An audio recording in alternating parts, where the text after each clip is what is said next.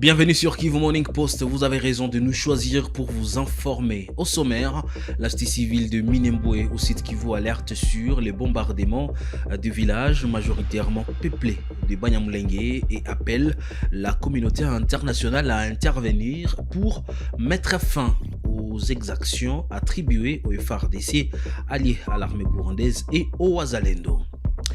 À Goma, le maire adjoint a fait sceller ce lundi 16 février 2026 le bar Saint-Trompez et métro pour tapage nocturne, une mesure présentée comme exemplaire tout en mettant en garde les églises et autres établissements contre ces nuisances. C'est tout pour les sommaires. Bienvenue sur Kivu Morning Post.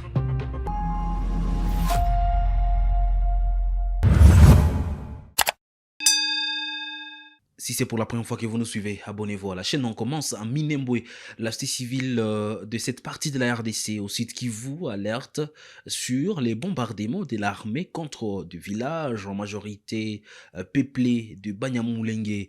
Moufaché Santos, président de cette société civile, plaide auprès de la communauté internationale et de la MONUSCO pour qu'il intervienne afin de mettre fin au calvaire imposé par le FARDC allié à l'armée burundaise et au Wazalendo. Moufaché Santos, président de la société civile de Minembwe. Oui, mon cher journaliste Minembwe, nous sommes réveillés un peu bien, je dirais. Ce qui n'a pas cessé, ce sont des bombardements, puisque il y a presque 2 semaines, surtout la semaine passée, nous sommes le lundi aujourd'hui, le 16. Il y a toujours détonation d'armes des côtés du Tchumbi, des bombardements, des maisons civiles avec l'artillerie, mais en quelque sorte, Minembwe est un peu calme dans l'ensemble. C'est ce que je pourrais vous dire. Alors, nous attendons toujours de mettre en exécution le cessez-le-feu qui a été décrété par le gouvernement de Kinshasa. Mais vous savez que du côté Minembwe, ils ne lancent pas des attaques. Ce sont les FARDC, les FDLR et ses alliés burundais et autres. L'information que j'ai, ce sont des mercenaires de Ligue Presse qui utilisent l'artillerie et le drone. Alors aujourd'hui, il y a la calmie.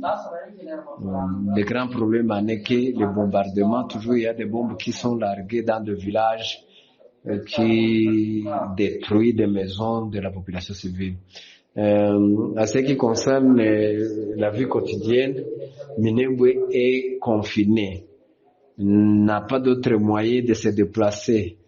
Vous savez qu'il y a 8 ans que Minembwe ne passe pas par Mulima pour atteindre Fizi, Baraka ou Vira.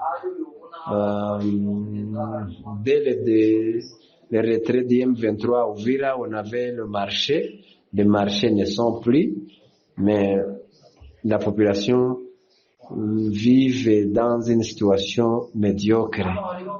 Au niveau des médicaments, au niveau des produits de première nécessité, nous sommes souffrants. Surtout le grand problème qui est ici est que la communication téléphonique Vodacom est coupée, alors que la population de haut plateau faisait les marchés sur le téléphone. Ils ont leurs enfants qui les envoyaient de l'argent sur le téléphone, tout est coupé. C'est pour vous dire que c'est urgent d'intervenir du côté Minembwe, du côté humanitaire. Mais aujourd'hui, il n'y a pas d'autres attaques que j'ai suivies. Peut-être demain, on aura plus. Mais la population qui était peut-être dispersée, indépendante, commence à rentrer chez eux dans leur village malgré la crainte des bombardements, des drones et des avions. C'est tout ce que vous pouvez encore faire des interventions et avertir la communauté internationale et l'Union africaine. Nous espérons que peut-être ils vont mettre en rigueur puisque le président d'Aïchimien qui prend les relèves de Lourenço, c'est lui-même qui a ses forces, ses armées ici au Congo, alliées aux côtés du FARDC. Alors, nous comptons sur ça. Comme il est le responsable, il est toujours responsable, il doit exiger que son armée rentre. Le problème congolais, nous demandons toujours au gouvernement congolais que le dialogue puisse se faire, puisse se passer, puisque on a politisé cette guerre, mais la population, ici à Minembwe, il y a les communautés confondues, Bafulero, Banyindu, Bashi, donc vivent en harmonie. Mais nous plaidons qu'il y ait un courage humanitaire. Comme le gouvernement congolais a encore renouvelé son mandat avec la MONUSCO, que la MONUSCO puisse venir à Minembwe et s'enquérir la situation. Et ou bien d'autres organisations internationales comme CICR. Alors, nous comptons sur ça. Et c'est notre plaidoyer que la population civile ne soit pas exterminée par les extrémistes. Plusieurs bistrots Nganda ont été scellés ce lundi 16 février 2026 par le maire adjoint de la ville de Goma. Il s'agit du bar 7 Trompez et Métro, frappé par cette mesure pour tapage nocturne. Pour l'autorité de la ville, cette mesure vise à servir d'exemple à d'autres Nganda en divagation, en déviation.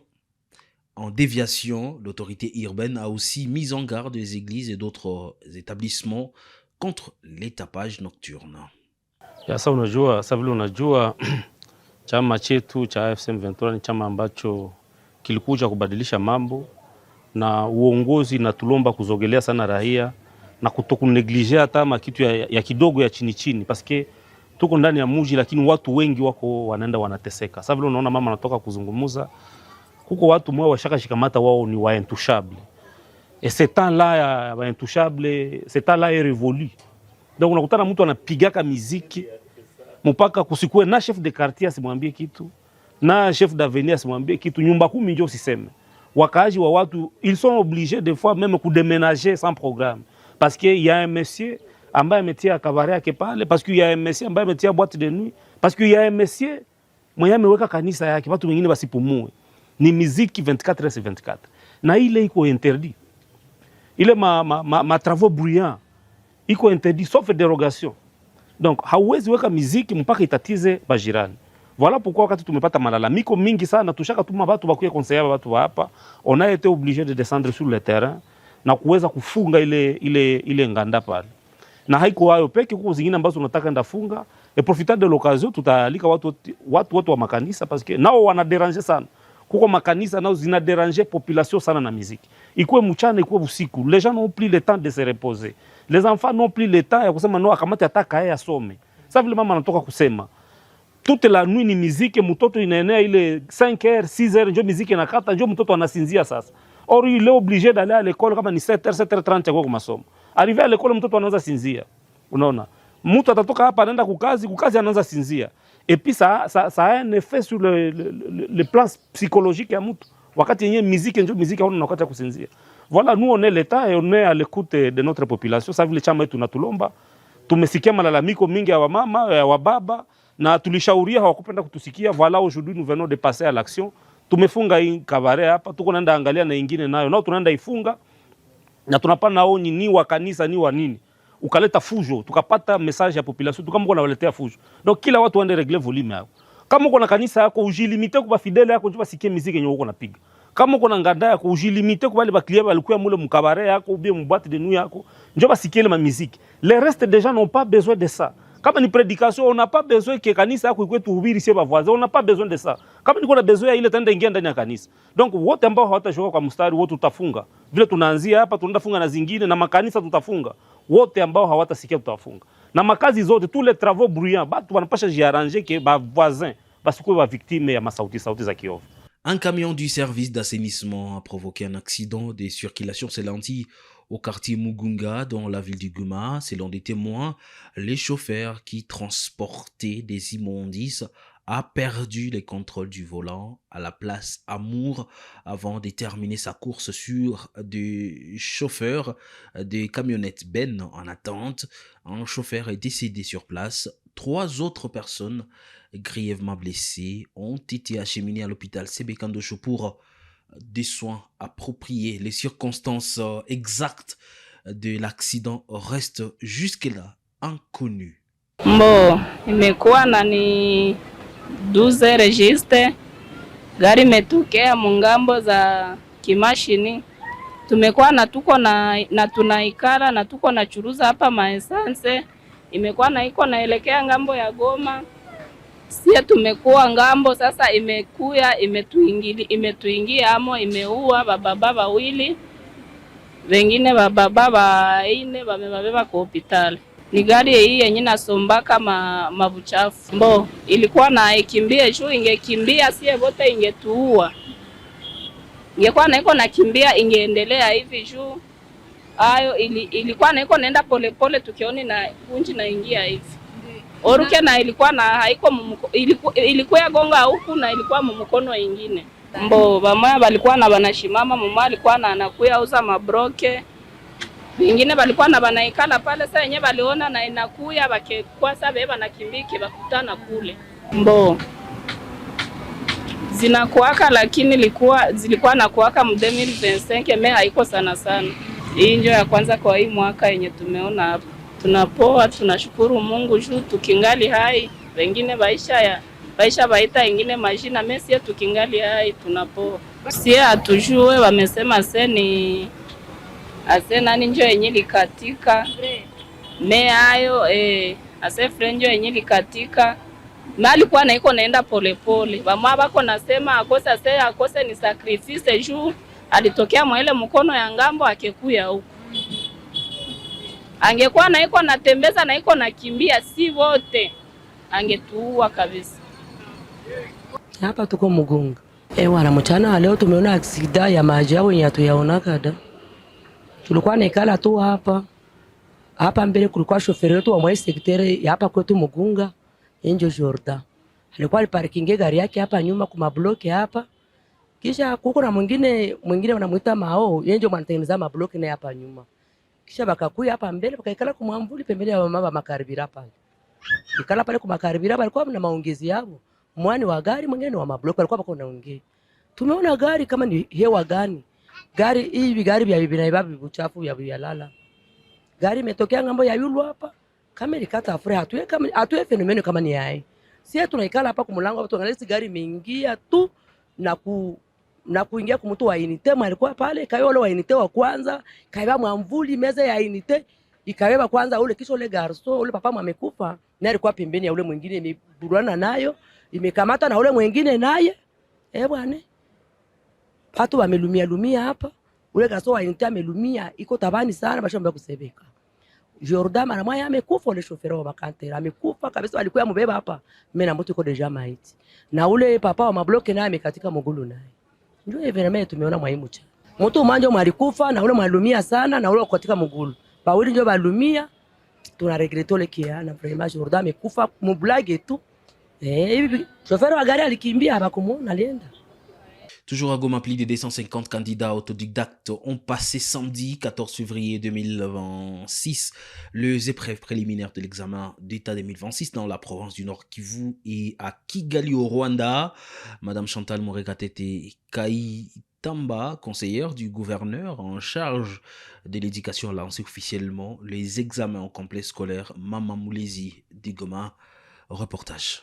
Plus de 250 candidats autodidactes participent ce samedi 14 février 2026 dans la province du Nord Kivu sous administration de l'AFC M23, plus un centre au Rwanda à Kigali aux épreuves préliminaires de l'examen d'État édition 2026. C'est la conseillère du gouverneur en charge de l'éducation, Madame Kaitaba Mourekatete Chantal, qui a procédé au lancement officiel de ces épreuves à Goma, avant l'ouverture de la malle contenant les questionnaires d'examen.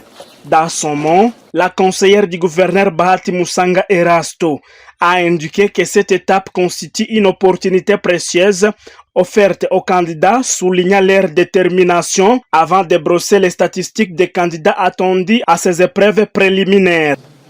Pour cette édition 2026, un total de 510 candidats autodidactes seront évalués, répartis comme suit. 160 candidats à Goma, 50 candidats à Rutshuru, 40 candidats à Kigali, au Rwanda, 260 candidats dans la province éducationnelle Nord Kivu 3. Les évaluations se dérouleront dans 8 centres de passation, à savoir un centre à Goma, un centre à Rutshuru, un centre à Kigali, 4 centres à Masisi, un centre à Walikale. Cette organisation traduit notre volonté de garantir un cadre structuré, crédible et équitable pour tous les candidats. Officiel de cette épreuve préliminaire, l'AFCM 23 renouvelle son engagement à promouvoir une éducation fondée sur la compétence, la justice et la crédibilité. Au nom de son Excellence, Monsieur le gouverneur de province, Bahati Musanga Erastu, je déclare officiellement ouverte l'épreuve préliminaire de l'examen d'État édition 2026 dans la province du Nord Kivu. L'inspecteur principal provincial, M. Sostene Chabishimbo, a révélé que ces épreuves ont pour objectif de préparer les candidats autodidactes à la passation proprement dite de l'examen d'État. Vous les candidats à l'examen d'État. J'ai dit vous êtes encore candidat à l'examen d'État puisque vous devez franchir d'abord cette étape. Celui de passer d'abord l'épreuve préliminaire qui je considère comme étant un concours de sélection qui va vous permettre de présenter comme les candidats scolarisés la session examen d'État 2026, à savoir la hors session qui va se dérouler au mois de mai et la grande session au mois de juin. J'espère que vous êtes bien préparés. Rien ne va vous empêcher de réussir, puisqu'il est question de la détermination. Signalons que ces épreuves vont durer un jour et ont été lancées en présence de plusieurs autorités administratives et les membres du comité provincial de l'éducation en province du Nord Kivu. La jeunesse du Grand Bandundu dénonce une dérive dictatoriale et arbitraire et condamne l'enlèvement nocturne sans motif légal du professeur Aubin Minaku, vice-président du PPRD proche de Joseph Kabila dans la nuit du 18 janvier 2026, et il exprime son indignation et sa consternation face à un acte qu'il juge contraire aux valeurs démocratiques de la République démocratique du Congo. Il dénonce également les traitements dégradants qui lui est infligé, notamment la privation des visites et d'assistance des avocats. Message de dénonciation des jeunes leaders de l'espace Grand Bandundu pour l'enlèvement exécrable et la détention illégale du leader honorable Aubin Minaku Njalanjoko. Depuis l'enlèvement nocturne sans motif légal dans la nuit du 18 janvier 2026 du professeur Aubin Minaku Njalanjoko, leader politique de l'espace Grand Bandundu, ancien président de l'Assemblée nationale et vice-président du Parti du peuple pour la reconstruction et la démocratie par le régime en place, les jeunes leaders du Grand Bandundu sont indignés et consternés. Cet acte foule aux pieds toutes les valeurs fondamentales de la démocratie. Il est impérieux de rappeler à l'opinion publique que le professeur Aubin Minaku est une figure emblématique de la politique congolaise qui ne mérite nullement un tel traitement dégradant. Homme de paix et respectueux des valeurs républicaines, il est privé de visite et d'assistance de ses avocats, ce qui constitue une violation de ses droits. Président honoraire de l'Assemblée parlementaire de la francophonie, ancien chef de corps en République démocratique du Congo, l'honorable Minaku Njalanjoko mérite une protection responsable de la part de ceux qui gèrent notre pays. Arraché à son domicile au cœur de la nuit, à une heure où tout citoyen paisible doit bénéficier d'une protection de l'État conformément aux dispositions pertinentes de notre Constitution, Cet enlèvement porte gravement atteinte aux droits humains, aux libertés fondamentales et à l'honneur de notre démocratie. Rappelons que nul ne peut être privé de sa liberté en raison de ses opinions, sauf dans les procédures prévues par la Constitution et les lois de la République. Nous, jeunes leaders de l'espace Grand Bandundu, attachés à la justice, à la légalité et à la dignité humaine, refusons toute dérive qui transformerait notre état de droit à un espace d'arbitraire. Les autorités de Kinshasa ont annoncé le lancement de cette semaine des opérations de démolition de constructions jugées anarchiques le long de la baie de Ngaliema, selon Léon Moulumba, ministre provincial en charge de l'environnement. Cette initiative vise à rétablir l'ordre et libérer les espaces publics dans cette zone. Pensez à la demande de son Excellence, M. le VPM de l'Intérieur. Nous avons effectué cette descente à la police, l'armée et la ville afin de délimiter les zones concernées par les démolitions. Je préfère annoncer à nos frères et sœurs qui investissent ici de cesser parce qu'ils vont perdre leur investissement pour rien. Nous allons placer, après cette journée, je pense déjà lundi, on va délimiter les zones. Encore une fois, parce qu'on avait déjà délimité, mais si vous regardez à gauche et à droite, vous allez voir que nos amis, nos frères et sœurs continuent de perdre leur argent et continuent à construire. Nous les appelons à la responsabilité. De l'autre côté, nous venons du côté d'Adama. Il y a le problème qui nous affecte tous, tout Kinois, c'est le point de captage de la Régie des eaux. Là, il s'agit aussi des concessions anarchiques qui obstruent le point de captage de la Régie des eaux. À titre de rappel, ces points de captage alimentent plus ou moins 14 communes de la ville de Kinshasa. Ça longe sur l'avenue Adama, il y a aussi des constructions sur les pipes de la Régie des eaux. Et une fois s'il y a un accident sur ces pipes-là, je pense que plusieurs vies seront perdues bêtement. Donc nous avisons nos frères et sœurs, les Kinois, et même les expats qui ont choisi cette ville comme leur deuxième, ces pays comme leur deuxième nation, de quitter cette zone-là parce qu'on va commencer la démolition assez rapidement. Je confirme qu'on va commencer la démolition dès la semaine prochaine. Mais dès ce lundi, on va marquer pour que les gens sachent s'ils sont concernés ou pas. Il y avait déjà des mises en demeure. On avait déjà des mises en demeure. Et je profite de l'occasion pour dire aussi, toute personne qui a émis un titre, un certificat là où il ne fallait pas, sera poursuivie.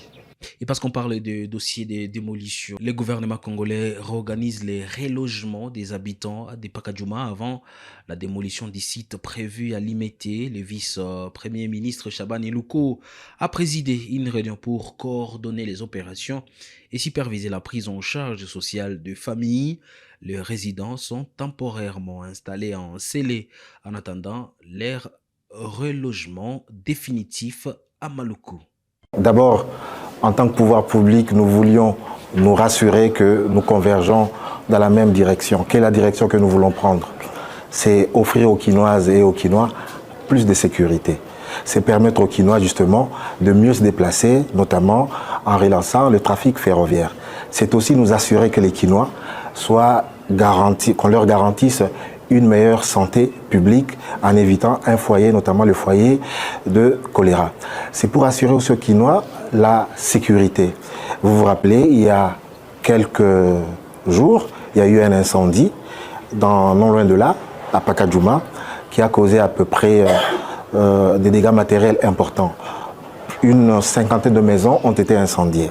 Tout ça parce que les normes urbanistiques n'ont pas été respectées.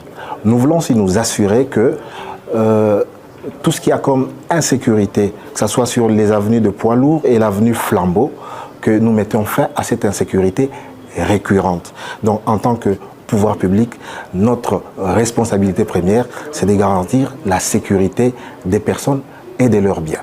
Nous voulons aussi nous assurer que l'assainissement ne soit pas méprisé. Parce que la plupart des immondices de Pakadjouma finissaient dans les caniveaux sur les longs du boulevard de poids lourds, l'avenue Congo-Japon.